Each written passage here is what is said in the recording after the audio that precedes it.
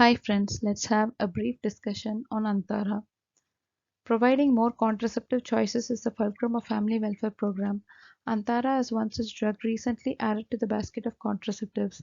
Let's have a brief discussion on it.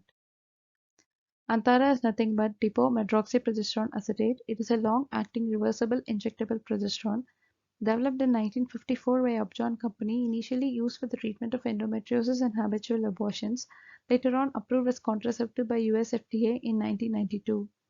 It was approved by the Drug Controller General of India in 1993, but was introduced in Indian public health system only in 2016. 1 vial of this drug contains 1 ml of 150 mg of aqueous suspension of DMPA given deep intramuscularly either in the deltoid or in the gluteal muscle or in the thighs every 3 months. How does it act? It acts by inhibiting the ovulation by suppressing the mid-cycle peaks of LH and FSH. It thickens the cervical mucus due to depletion of estrogen, thereby preventing the sperm penetration. It also causes thinning of the endometrial lining, preventing the implantation of the fertilized ovum. So when exactly this drug has to be started? In a regularly menstruating woman, it can be started any day within the first 7 days of the menstrual cycle. If started after 7 days, a backup method is needed. In a postpartum woman, if she's breastfeeding, it can be started after 6 weeks. If she's not breastfeeding, it can be started anytime postpartum. In a post-abortal woman, it can be started within 7 days of first or second trimester abortions. If she's having lactational amenorrhea, it can be started anytime if the woman is not pregnant, but a backup method is needed for 7 days after injection. After taking emergency contraceptive pill, it can be started the same day. So how to follow up a woman who is on DMPA? She has to be instructed that she has to take the repeat injection every 3 months. A defaulter is a woman who does not return for the next injection on the scheduled date but comes for it within the grace period, that is 2 weeks earlier or up to 4 weeks later from the scheduled date, for whom the drug can be continued and the subsequent doses can be given as scheduled. Dropout is one who comes after 4 months of the last dose, for whom the drug has to be restarted like a new user. The first year effectiveness is 99.7% when used correctly. What are the contraceptive benefits? It acts for 3 months with a grace period of 4 weeks.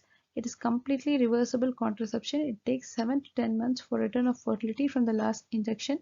It is suitable for women who are not eligible to take estrogen containing contraceptives like combined oral contraceptive pills. Suitable for breastfeeding women after 6 weeks as it does not affect the quantity and quality of the breast milk. Provides immediate postpartum and post-abortal contraception. May be used by women of any age or parity. What are the non-contraceptive benefits? It reduces the premenstrual tension, improves anemia, reduces the symptoms of endometriosis, decreases the incidence of benign breast disease, ovarian cysts, fibroids, and pelvic inflammatory diseases. It protects against endometrial and ovarian tumor, reduces the sickle cell crisis in women with sickle cell anemia. Drug interactions are very minimally demonstrated.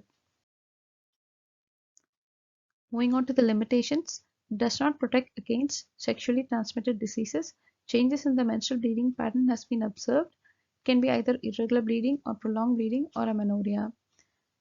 It has to be repeated every 3 months. Return of fertility takes 7 to 10 months from the last injection.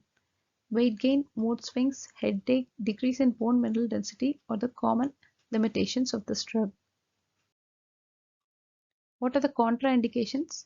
Unexplained vaginal bleeding, current breast cancer, active liver disease, acute DVT or pulmonary embolism, uncontrolled blood pressure, migraine with aura, cardiovascular diseases like ischemic heart disease or stroke, long duration diabetes. Special issues on DMPA.